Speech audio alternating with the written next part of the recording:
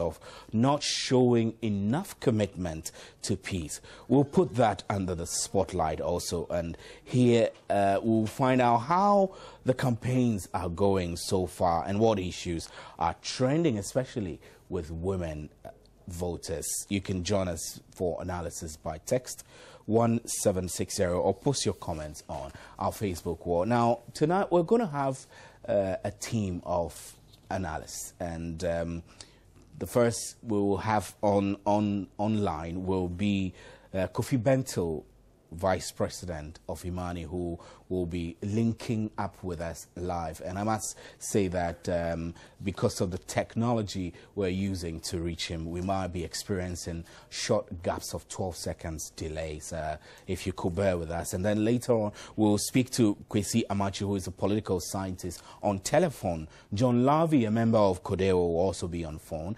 And Dr. Arthur Kennedy, who is a member of the MPP, will also be on phone. Then we will speak with Seth Kwame Boateng, who is embedded in the NDC campaign, his Joy presidential correspondent, and he will link up with us live on telephone. We'll also speak with Benjamin Tete, who is a Joy News correspondent, also embedded in the MPP campaign team. We'll take a short break and we'll be right back.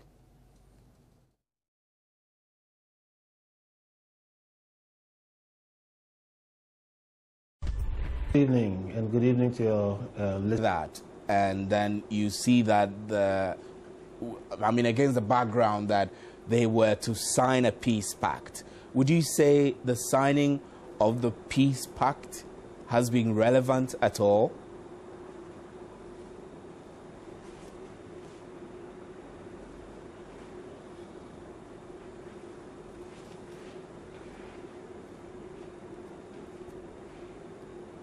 It has been very, very relevant, and you know, we should not pretend that we don't have issues to deal with. Just the fact that we are trying to sign a peace pact does not mean we should just assume or pretend that nothing is happening. We are in a perfectly, peaceful situation, and because of that, I mean, we don't deal with the real issues. Look, what we are doing is trying to make sure that nothing gets out of hand. All right, we are not at war, so it will be erroneous for anybody to paint that picture. But the whole exercise is proof that not everything is perfect. And as a country, we need to do things to make sure that things don't get out of hand. And that is what I think we are doing. I frankly think that the honesty in the comments that were made actually add to the whole process instead of taking away from it. If people had gone there and said sweet things and pretended that everything was okay, the rest of us who know that everything is not okay will not take it seriously. The fact that these leaders were honest about what is going on, they spoke what they actually felt were the real issues and called on the people who are organizing these things to actually take charge and make sure that we have peaceful elections and a country after the elections, makes me believe that this whole process is not another talk shop, but it is really going to yield something which will benefit this country in the long run. Now, you heard Nana Addo saying that there cannot be peace without justice, citing Etiwa and the infamous Yaw Boateng Jan tape. Would you say at this forum this call was justified at all?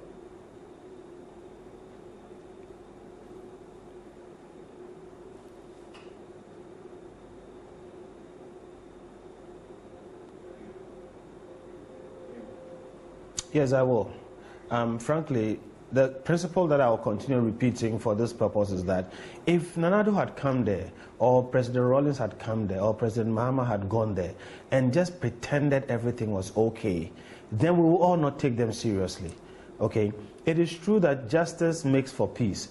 What makes people take the law into their own hands? What makes people despair, makes them desperate, and makes them want to seek revenge?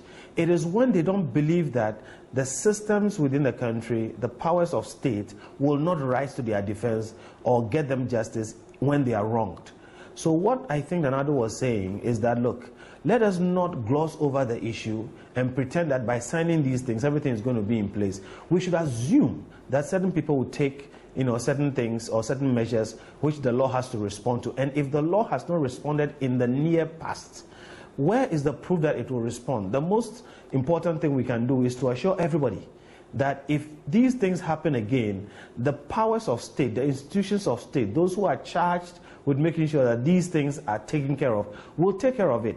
If that assurance is set in the hearts of people, then nobody will take the law into their own hands. The leaders can tell their people that, wait, don't do anything, don't take revenge, don't retaliate, because the state system will work for you. If, on the other hand, there is no proof because of the recent history that people will be brought to book if they commit certain types of mayhem, then people will be forced or pushed to take the law into their own hands. So for me, I think the honesty and the fact that they've spoken the way things are gives credence to the whole process which we've gone through today. And I think that the powers that be should take these things, very seriously and address them, to the satisfaction of everybody. That is the way we would have peace. Right. But really, do you think that this peace pact will work? I mean, this is not the first time that, as a country, we have tried to make political parties commit to peace. It hasn't really worked.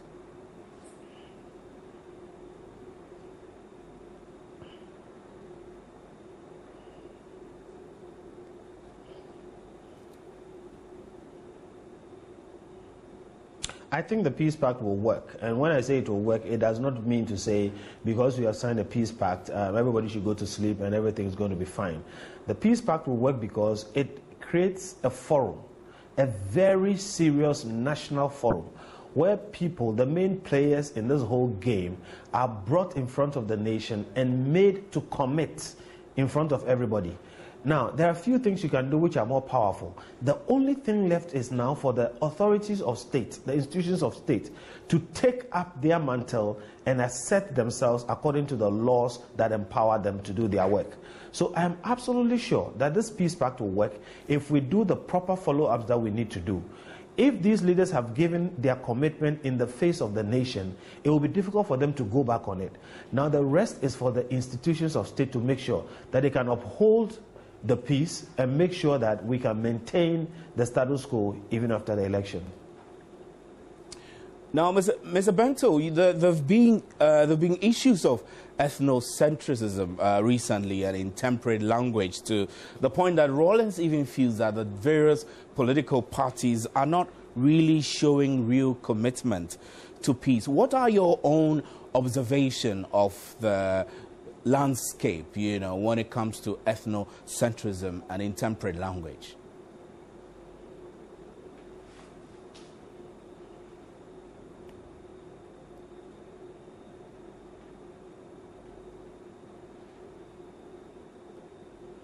When it comes to intemperate language, I think we've had a bit too much. I mean, there's a bit too much intemperate language flowing all over the place, and some of it is unnecessary. It's unwarranted. But I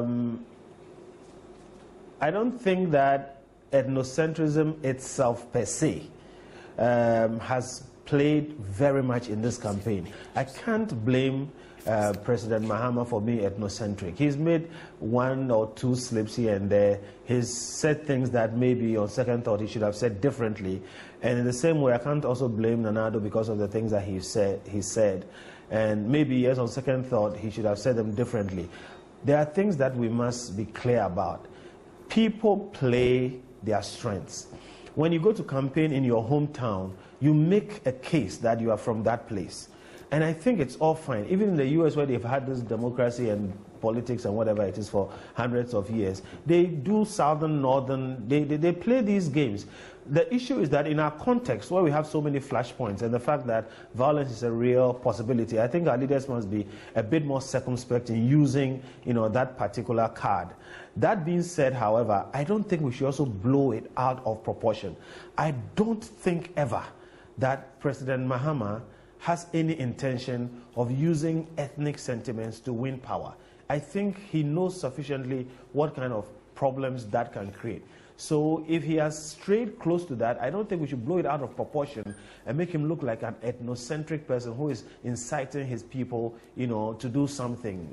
I don't think we should go that far. And to that extent, we should use the same, measure for Nana Addo as well. I don't think that the statements that he's made can be counted as extreme ethnocentric statements intended to incite people of a certain tribe against the other. Ghana is particularly, united. I have said in the previous years that we are not such a divided country. Once in a while, things happen that make it look as if we are divided. But thanks to Kwame Nkrumah and his boarding school system, which really for many years integrated us, I think Ghana is a bit more united than we like to believe. That being said, I am not saying that we don't have flashpoints and that we cannot have serious chaos over here. But putting things in perspective, my personal view is this.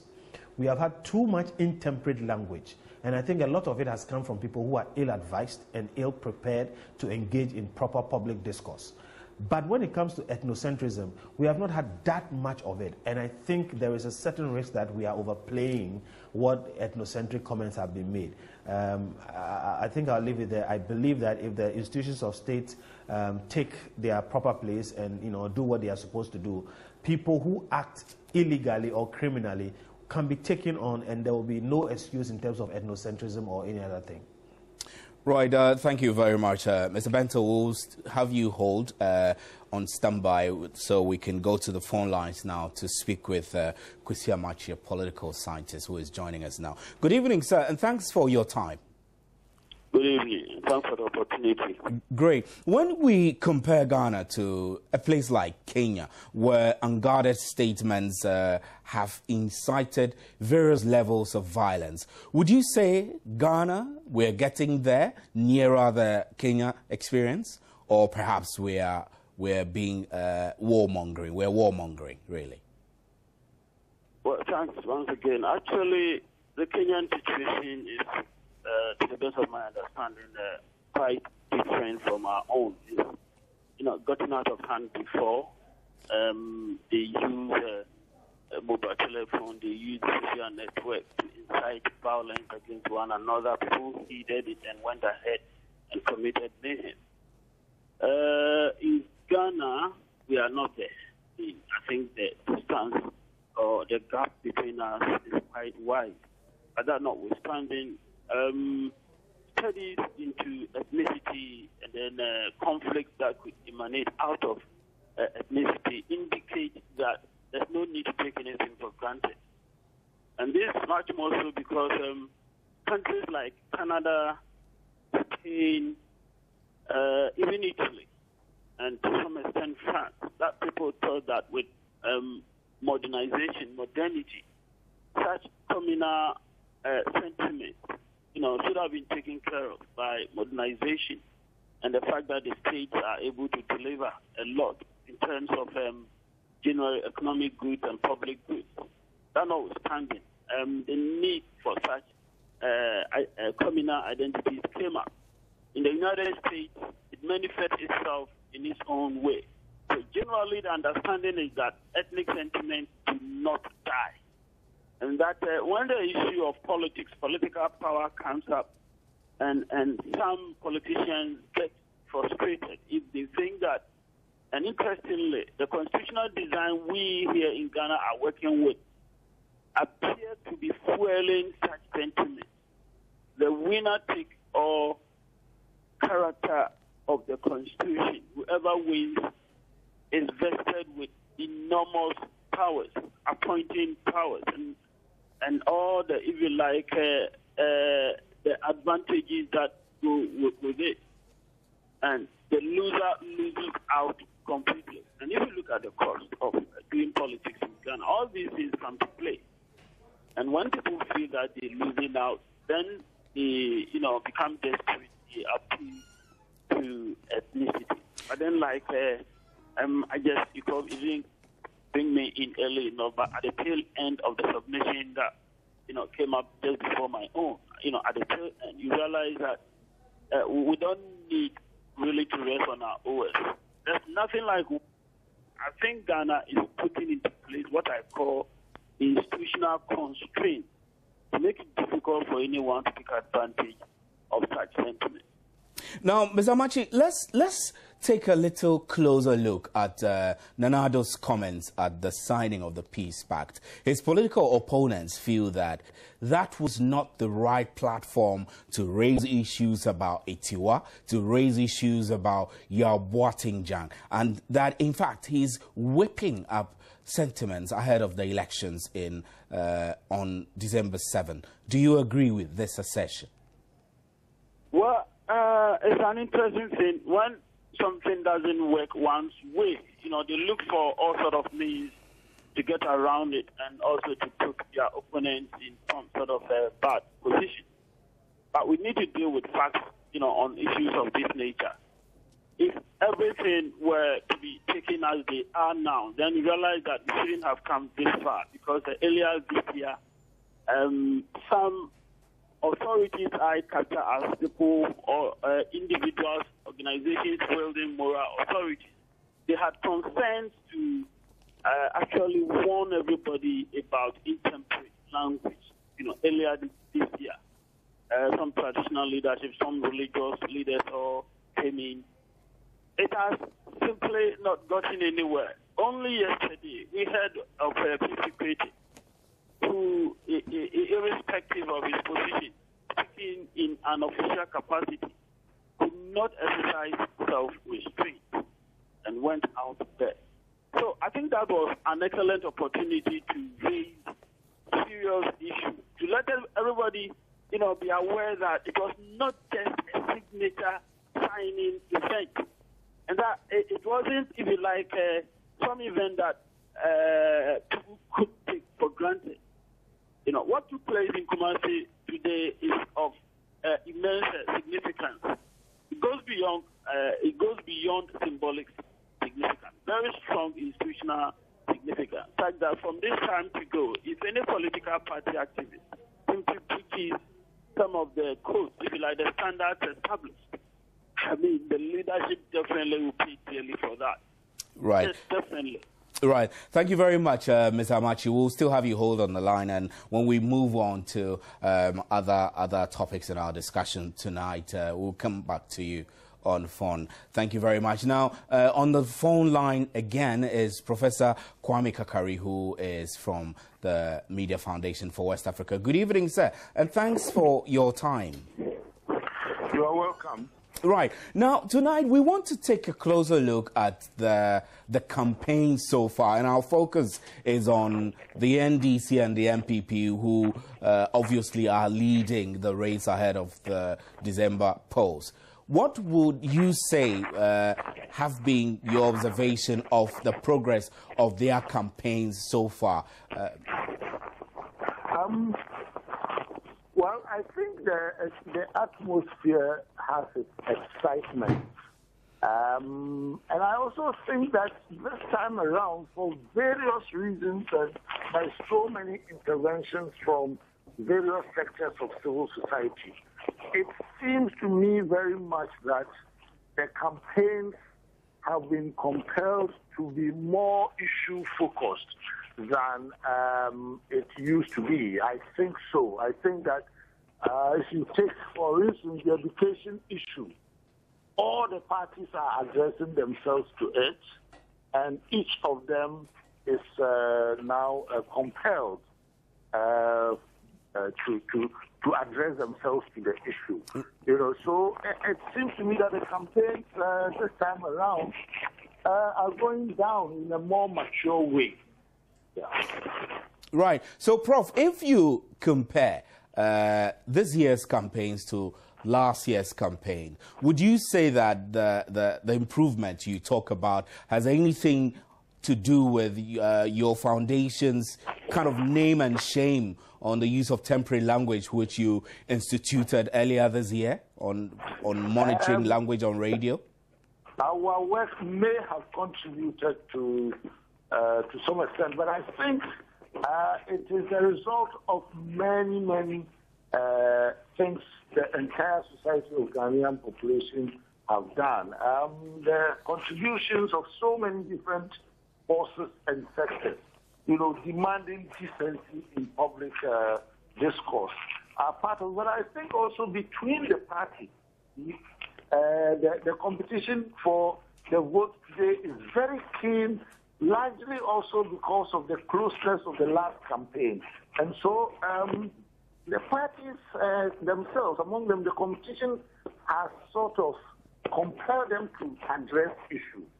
You know, the NPP, for instance, set in this education issue, and it has compelled, for instance, the NDC to react in its own way, in a very vigorous way. So whether anybody likes it or not, that issue, for instance, is now all over, and many people are also talking about it. So it's the maturity that is setting in, I think, is the result also of the citizens themselves demanding to know what the different parties have to offer.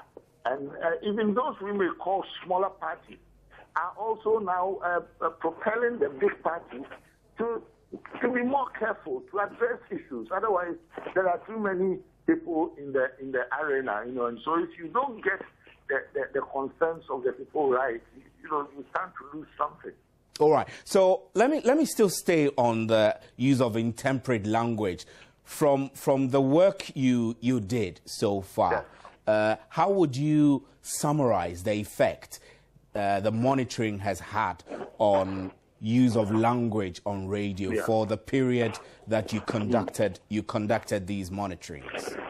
Let me say that today, for instance, I checked with the people who do the analysis from the monitoring, for instance, this evening to get an idea of how things are going in the last week before the election.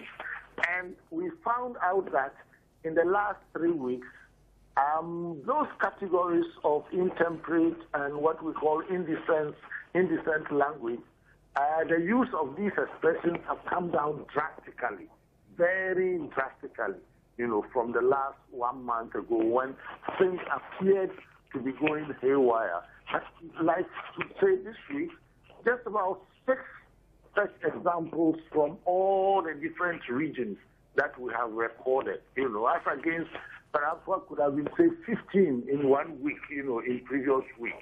You know, so it seems to us that our initiative may have had quite some resonance, you know. So the radio stations are demanding that tell us something more, you know, prove what you have to say. No, we don't want that. So all of this is helping to get the politicians to address issues. You know, and I think that the statement by all kinds of leaders in the different sectors, religious leaders, former presidents, Kufuor and Rawlings, and all kinds of leaders, the Peace Council and so on, have also been making their contributions. So in the end, it seems to me that this year's elections points to a certain level of maturation in how we want to conduct our public affairs, which is very positive for this country. Thank you very much, Professor Kakari, and we'll be expecting you in our studios tomorrow at 9. You're welcome. Now, still on the campaign trail, we will be engaging the NDC campaign, and shortly we'll be showing you a video of what's happening on the ground from the Mahama campaign.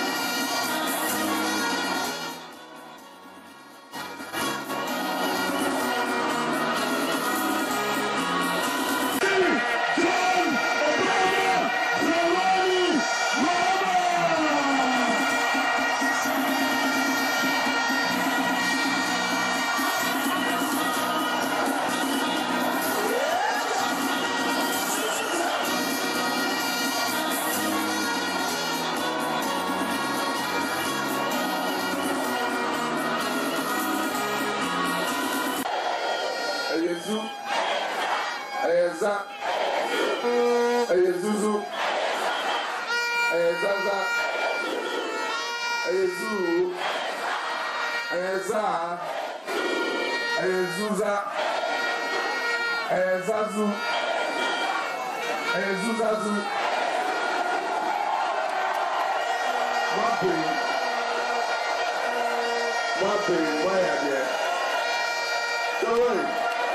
And then you come out so far, and you make her and send me a supper. Now, yes, now, maybe maybe a chopper, and then that's it, and then Nananum, and say, and where your mom will send me through her, you may do her no, I can watch it. Now, so they say, or draw more my and Mokusu, I think I na just for Madam Wase. Yeah, you know, I better talk to Abba. Na a woman say, oh, yeah, presidential candidate. They also, you say, oh, pro. Na Onantica, Hangina, now they will hold extra Nipadomno, send a brewer on Metro Abanamau. And they teach you at the Mebano, but the home at Tremo.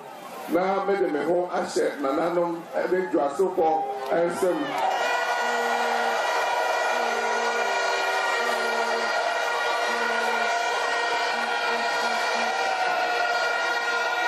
Yeah, you know, I better talk to Abba. Now, a woman say, oh, yeah, presidential candidate. They also, you say, oh, pro. Now, Onantica, Hangina. Now they will hold extra Nipadomno, send a brewer on Metro Abanamau. And they teach you at the Mebano, made me home at Tremo. Now made me home, I said, Nananum, and then you are so called, and some.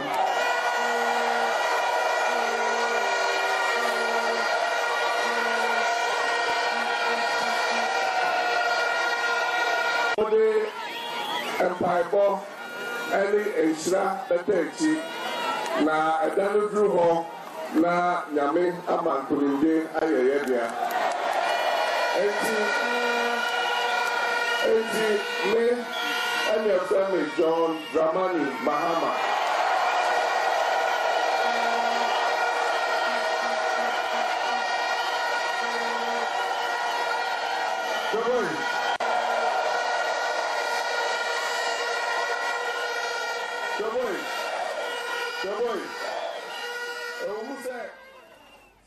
Well, that's what's happening in the NDC campaign camp. This was video taken from Dwaso. And our presidential correspondent, Seth Kwame Boateng, is embedded with the Mahama campaign team and is now joining us on the line for some discussion on the progress of the NDC campaign. Good evening, Seth, and thanks for your time. Good evening, Stephen. So, where were you today? Where did the campaign trail go today? Well, after the Peace Council meeting, National Peace Council meeting, the president had to rush back to the residency and meet Muslims who had called on him since morning. He met all Muslims from across the country, as he did last week with Christians at the castle, and his message was on peace, and all of them to spend the last Friday before the election to pray for the country and also fast as well. He told them that there is a need for them to maintain peace so that we wouldn't have any problem during the election.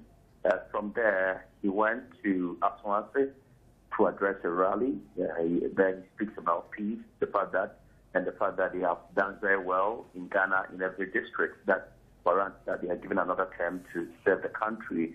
He also speaks about job creation, that they have a track record on that. He also speaks about the free SHS policy of the MPP, which he says is not feasible and is just a ploy by the MPP to win the hearts of Ghanaians to vote for them. He also talks about peace and he be a unifier, and that when he's voted for, he will best bring all the parties together, all the leaders together. So together, right, Seth, build a solid nation. Right, Seth, I know that when you are on the campaign trail with the pace of movement, that sometimes you have to move from one place to the other in swift successions. what you just told me, are they the summary of the message that the president has been telling the people he has been meeting? Exactly. In all the places that we have visited, he keeps telling them the same message. He keeps repeating, reassuring the people that this is what he will do for them when he gets the nod to lead the country. And as an embedded reporter, what would you say are your impressions of the progress of the campaign so far, especially in relation to how people are receiving the NDC's message? Yesterday, when I spoke to the presidential spokesperson, John Jinapor, he expressed shock or surprise the way they have been received, especially here in the Ashanti region, the fact that they get people following them, people attending their rallies. He says it's a clear departure from the past because hitherto you dare not come out as an NDC member in Ashanti region, but now they got all the support in the crowd. And he tells me that this shows that they've been successful and people are really buying into their campaign. People are listening to them. But really, Seth, I mean, from your observation, are these floating voters or these are core NDC members already? That makes a lot of difference because the NDC needs about 30% of the votes in Ashanti region to win the overall national. Do you see the people who are thronging in to receive the president as core supporters or floating members or people who have no affiliation at all with the NDC? It's very hard to know. But what I can say is, all the places that we visit, we get people dressed in the colors of the party, and they attending the rallies. We get them coming from all villages to meet us at the center just to witness the campaign. Yesterday I spoke to some people, and I managed to get about 2 or 3 people who had just come to listen to the president and just to get to hear what he asked for them, so it will help them make decisions and settle on a particular candidate. So it's difficult for me to know that maybe 5% of the people who came there are floating voters and the rest, about 95%, are core members of the NDC. All right. Thank you very much, Seth, and we wish you well. We hope that in the coming days you can catch some rest and find food to eat, and so that your ulcer will be maintained whilst you're there. We wish you good health. Thank you, Stephen. Right. So that's Seth Kwame Boateng, our presidential correspondent, who is embedded in the NDC campaign team. We're also trying to get onto the phone line to speak with Benjamin Tete, who is embedded in the Nanado campaign team. And when we raise him on the line, we will have a chat with him also. You can send us your text 1762. Post your comments on our Facebook wall, and we'll read them shortly before we wrap up. We'll take a quick break. We'll be right back.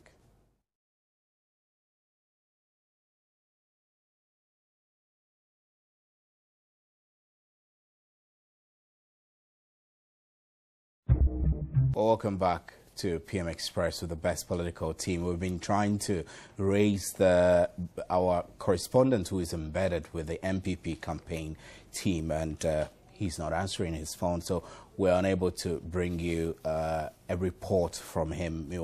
We have to bring the program to a close. We thank you very much for staying with us, and thanks to Kofi Bento, Vice President of Imani, Kwesi Amachi, political scientist, and then Professor Kwame Kakari of Media Foundation for West Africa also joined us on the line, and Seth Kwame Boateng as well. So thanks for staying with us, and good night. Join us again tomorrow for another edition of PM Express with the best political team, where, as always, we'll bring you a cocktail of issues, election-related issues, up to for a whole hour. My name is Stephen Enti, and thanks for staying with us. Good night.